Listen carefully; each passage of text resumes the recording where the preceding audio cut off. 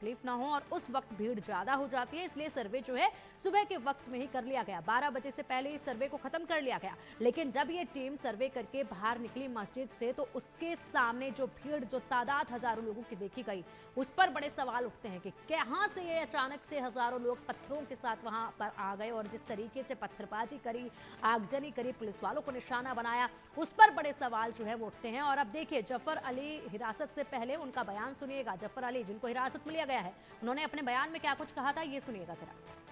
वो ये था कि मैं मौके पर उस टाइम गया था, मुझसे डीएम साहब ने कहा था, एसपी साहब ने कहा था कि आप मौके पर जाएं और भीड़ को आप सेटिस्फाई करें। मैं गया था, तब मेरे सामने डीआईजी महोदय, एसपी और डीएम आपस में ये डिस्कशन कर रहे थे कि तुरंत गोली चलाने का ऑर्डर लिया जाए।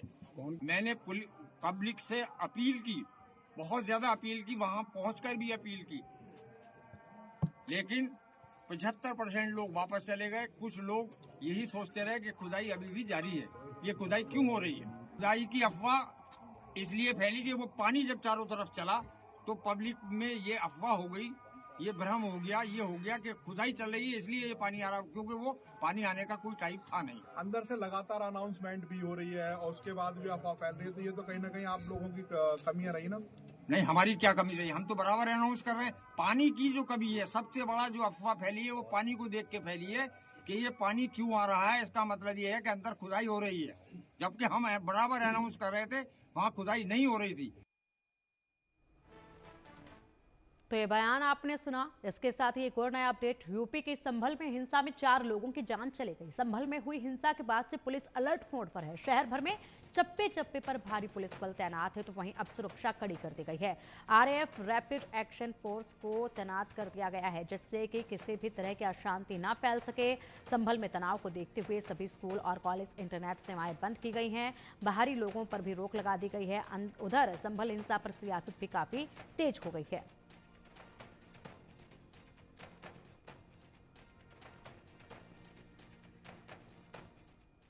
और वहीं दूसरी तरफ एसपी डेलीगेशन आज संभल पहुंचेगा। एसपी डेलीगेशन में 12 सदस्य शामिल होंगे। ये 12 सदस्यों का डेलीगेशन आज संभल पहुंचेगा। नेता प्रतिपक्ष माता प्रसाद पांडे संभल जाएंगे इसी दौरान, और नेता प्रतिपक्ष लाल बिहारी यादव भी आज इसमें शामिल होंगे। लोकसभा सांसद रुचि वीरा भी शामिल होंगे इसमें। तो देखिए, अब जो है राजनीतिक लोग भी संभल में पहुंचेंगे। इसी के साथ साथ एसपी का डेलीगेशन जो है वो भी संभल में पहुंचेगा। लगातार मामले में जांच जो है वो की जा रही थी। ये तस्वीरें आप देखिए, सड़कों पर जिस कदर ये पत्थर बरसाए गए, इस पर बड़ा सवाल उठता है। आगजनी जिस तरीके से की गई, देसी तमंचों का इस्तेमाल किया गया है लोगों को गोली मारने के लिए, उस पर भी बड़े सवाल खड़े होते हैं। क्योंकि यूपी के संभल में हिंसा के दौरान 4 लोगों की मौत हुई, उन्हें तमंचे की गोली लगी थी, ये जानकारी सामने आई है। मुरादाबाद के कमिश्नर ने इसकी पुष्टि की है। उन्होंने कहा है कि पोस्टमार्टम रिपोर्ट में पता चला है कि देसी तमंचे से गोली चली थी। चारों मौतों की मजिस्ट्रेट जांच अब कराई जाएगी, उसके बाद अधिक जानकारी निकलकर सामने आएगी। जिस तरीके से हथियार इन लोगों के पास आए, पत्थर इतने लोगों के पास आए, इतनी भारी तादाद में लोग कहां से आए, ये तमाम वो सवाल अभी हैं जहन में, जिनका जवाब मिलना बाकी है। आखिरकार इस हिंसा के पीछे कौन है, इसका अभी जांच जो है वो की जा रही है। फिलहाल उन लोगों को हिरासत में लिया जा रहा है जिन लोगों ने यहाँ पर अराजकता फैलाई, जिन लोगों ने यहाँ पर आगजनी करी, जिन लोगों ने यहाँ पर पत्थर बरसाए, उनको हिरासत में लेने की पूरी तरीके से कवायद जो है वो जारी है। और चलिए अब देखिए हमारे सहयोगी चंदन भारद्वाज की ये खास रिपोर्ट इसी पर।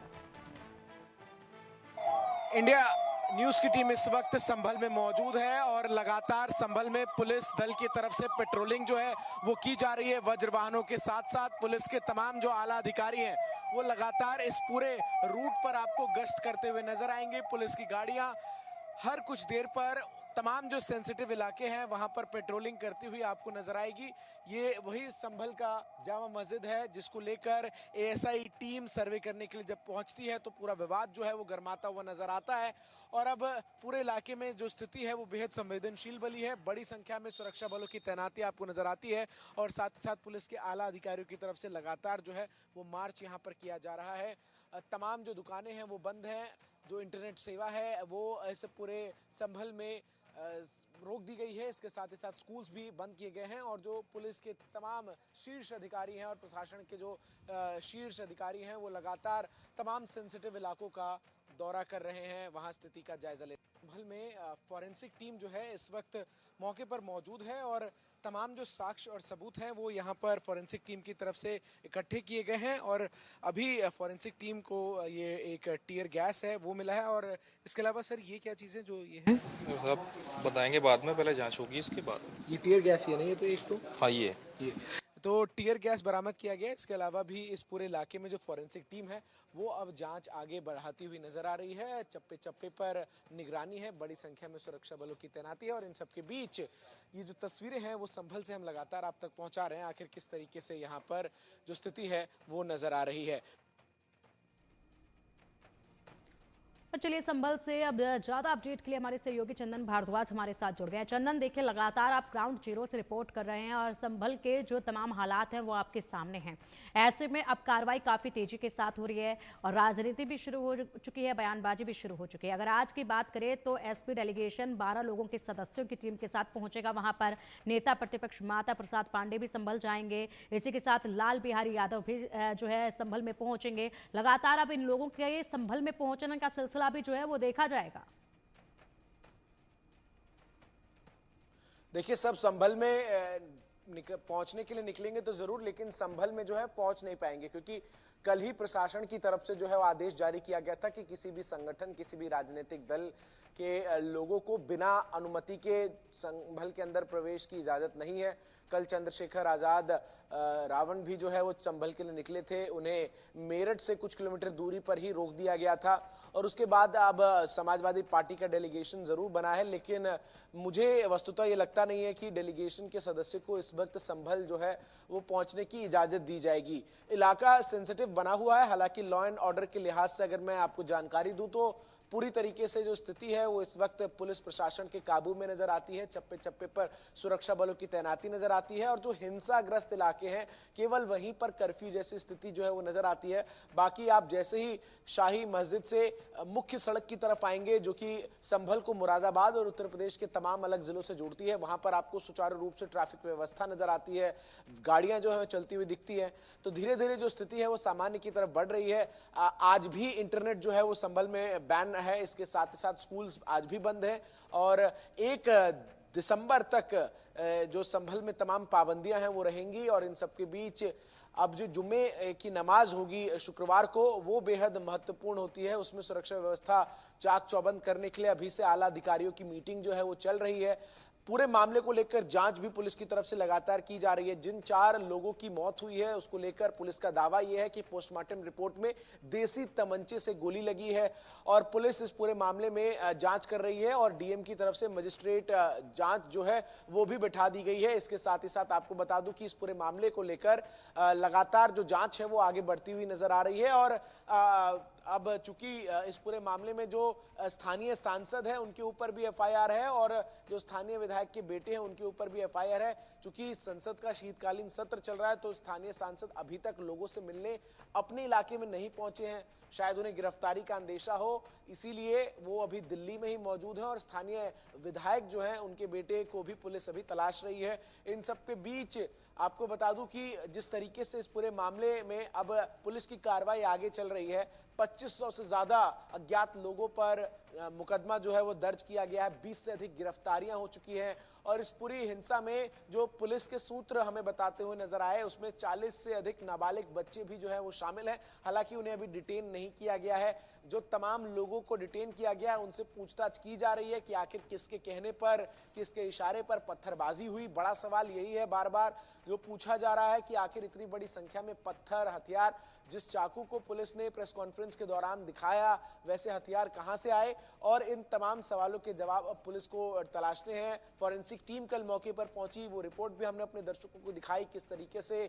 जो शाही मस्जिद के ठीक सामने का इलाका है वहां पर बड़ी संख्या में जो टीयर गैस है वो बरामद किए गए, साथ ही साथ कुछ अन्य चीजें भी जो है बरामद की गई हैं जिसकी जांच फॉरेंसिक टीम की तरफ से की जाएगी। कई घर जो शाही मस्जिद के आसपास के इलाकों में हैं वहां पर ताले लगे हुए आपको नजर आएंगे। लोग जो हैं वो गिरफ्तारी के डर से अपने घरों को छोड़कर दूसरे स्थानों पर निकल चुके हैं और जितने भी घर आपको शाही मस्जिद के ठीक सामने नजर आएंगे उन सब पर आपको ताले जो है वो जड़े हुए दिखेंगे, दुकानें बंद हैं और स्थिति जो है वो फिलहाल जिला प्रशासन के नियंत्रण में नजर आ रही है। चप्पे चप्पे पर सुरक्षा बलों की तैनाती है। बिल्कुल बिल्कुल, और अभी छावनी में पूरी तरह से ये इलाका जो है तब्दील नजर आ रहा है चंदन। और इसी के साथ अगर बात की जाए जफर अली को लेकर, जिन्होंने एक प्रेस कॉन्फ्रेंस की जिसमें उन्होंने प्रशासन पर ही सवाल खड़े कर दिए और गंभीर आरोप लगाए, और इसी के साथ बाद में उन्हें हिरासत में लिया गया, कई घंटों तक उनसे पूछताछ की गई, लेकिन बाद में एसपी ने यह कहा कि हमने उन्हें हिरासत में नहीं लिया था, बस थाने में बुलाया था पूछताछ के लिए। क्या पूछताछ उनसे की गई, क्या जानकारी उनसे हासिल हुई है? देखिए, जफर अली दरअसल उस कमेटी के सदस्य थे जिनकी मौजूदगी जब रविवार सुबह को एएसआई का और कोर्ट कमीशन की टीम सर्वे कर रही थी मस्जिद में, उस दौरान वो अंदर थे। तो जफर अली ने कल दोपहर 2 बजे एक प्रेस कॉन्फ्रेंस की और इस प्रेस कॉन्फ्रेंस में उन्होंने संभल एसडीएम और सीओ के ऊपर कई सनसनीखेज आरोप लगाए। उनकी तरफ से ये साफ कहा गया कि जो संभल एसडीएम और सीओ हैं उन्होंने वजू खाने के पानी को जो है वो पाइप से निकलवाया, और अब जब वो पानी सड़क पर आया तो लोगों ने पूछा कि ये पानी कहां से है। इस पर जो पुलिस प्रशासन है उसकी तरफ से लाठी जला दी गई और फिर हिंसा की शुरुआत हुई। और उन्होंने ये भी दावा किया कि जब आला अधिकारी गोली चलाने के आदेश दे रहे थे इस वक्त वो वहीं पर मौजूद थे। लेकिन इन सब के बीच जो पुलिस प्रशासन की टीम है वो लगातार पेट्रोल कर रही थी और अचानक एक फ्लीट ऑफ व्हीकल्स आता है और वो जो जफर अली है उसको हिरासत में लेते हुए नजर आते हैं।